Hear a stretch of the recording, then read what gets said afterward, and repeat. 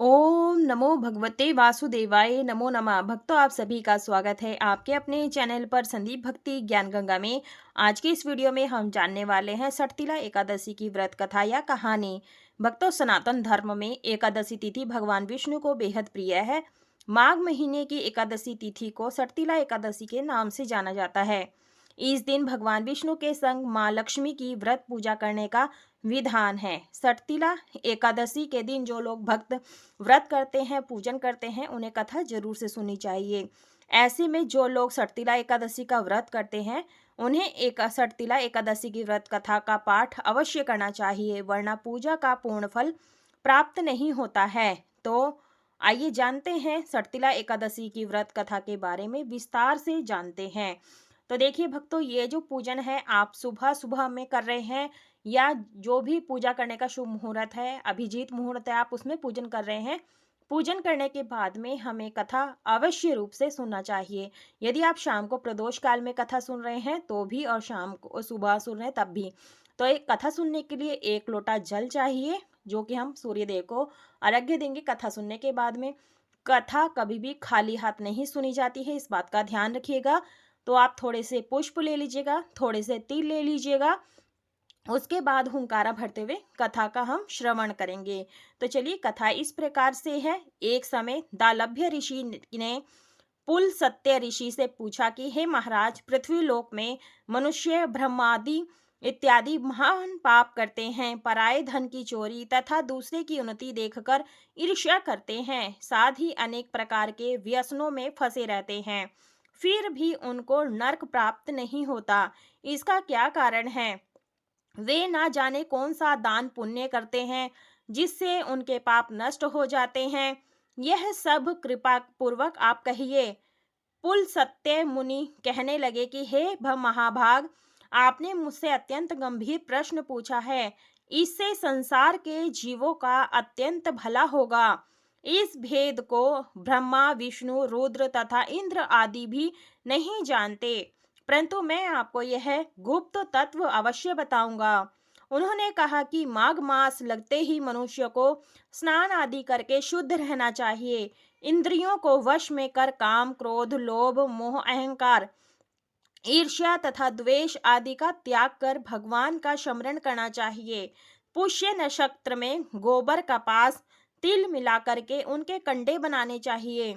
उन कंडों से 108 बार हवन करना चाहिए। उस दिन मूल नक्षत्र हो और एकादशी तिथि हो तो अच्छे पुण्य देने वाले नियमों को ग्रहण करें। स्नान आदि नित्य क्रिया से निवृत्त होकर सब देवताओं के देव श्री भगवान का पूजन करें और एकादशी व्रत धारण करें। रात्रि को जागरण करना चाहिए। उसके दूसरे दिन धूप, दीप, नैवेद्य आदि से भगवान का पूजन करके खिचड़ी का भोग लगाएं। तब पश्चात पेठा, नारियल, सीताफल या सुपारी का अर्घ्य देकर स्तुति करनी चाहिए। हे भगवान, आप तीनों को शरण देने वाले हैं। इन इस संसार सागर में फंसे हुओं का उद्धार करने वाले हैं।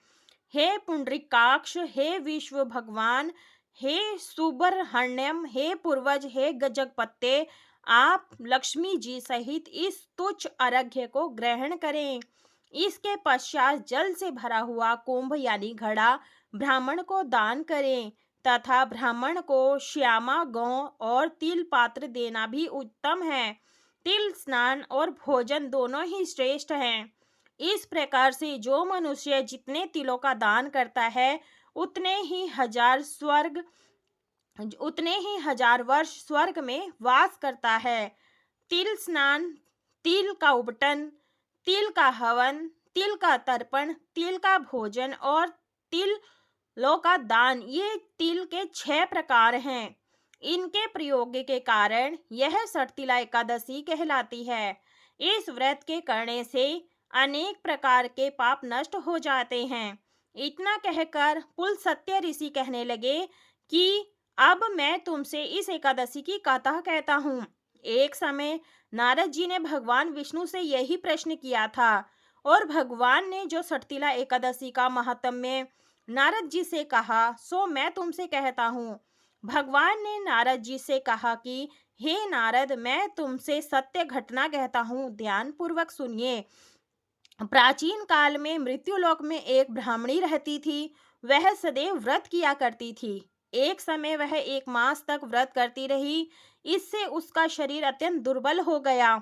यद्यपि वह अत्यंत बुद्धिमान थी, तथापि उसने कभी देवताओं या ब्राह्मणों को नियमित अन्न या धन का दान नहीं किया था। इससे मैंने सोचा कि ब्राह्मणी ने व्रत आदि से अपना शरीर शुद्ध कर लिया है। अब इसे विष्णु लोक तो मिल ही जाएगा, परंतु इसने कभी अन्न का दान नहीं किया। इससे इसकी तृप्ति होना कठिन है।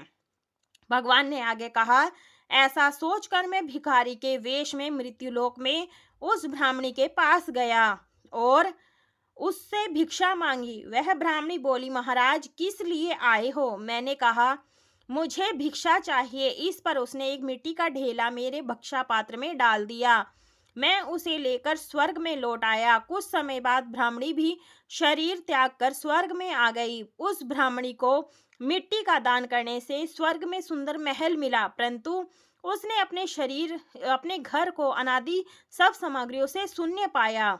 घबराकर वह मेरे पास आई और कहने लगी, भगवान, मैंने अनेक व्रत आदि से आपकी पूजा की, परंतु फिर भी मेरा घर अनादि सब वस्तुओं से शून्य है। इसका क्या कारण है? इस पर मैंने कहा, पहले तुम अपने घर जाओ, देव स्त्रियां आएंगी तुम्हें देखने के लिए। पहले उनसे षटतिला एकादशी का पुण्य और विधि सुन लो, तब द्वार खोलना। मेरे ऐसे वचन सुनकर वह अपने घर आई। जब देव स्त्रियां आई और द्वार खोलने को कहा तो ब्राह्मणी बोली, आप मुझे देखने आई हैं तो षटतिला एकादशी का महात्म्य मुझसे कहो।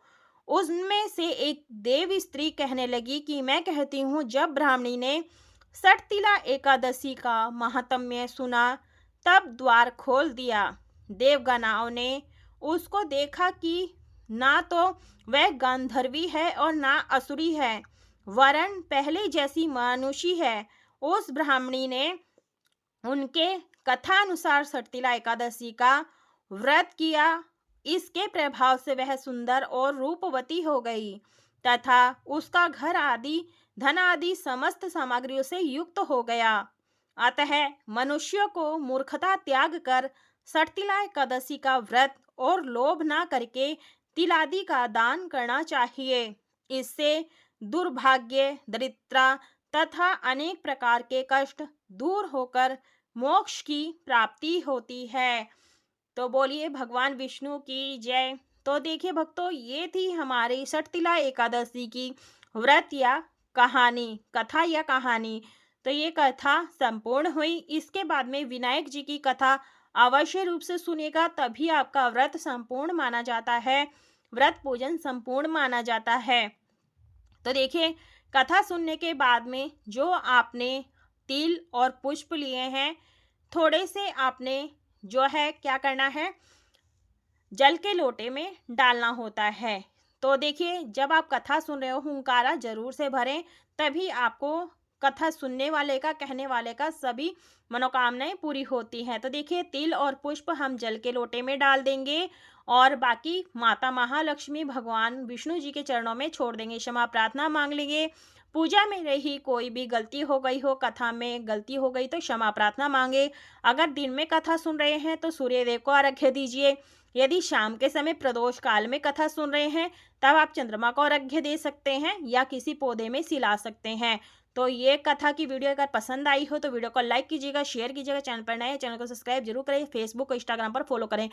पूरा वीडियो देखने के लिए धन्यवाद। राधे राधे।